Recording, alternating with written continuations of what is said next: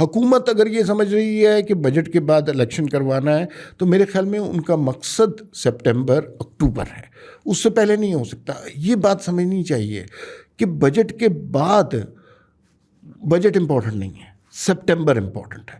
September میں کچھ ایسے لوگوں کی اپوائنٹمنٹ ہونی ہے کہ اس کے بعد حالات تبدیل ہو جائیں گے. حکومت کم از کم یہی سمجھ رہی ہے. اچھا، حکومت کی تو ظاہر ہے یہی بات ہے. آپ کے خیال میں واقعی سپٹمبر کے بعد کوئی ایسی تبدیلی آ سکتی ہے جس سے حکومت کے حق میں سازگار فضا پیدا ہو جائے گی؟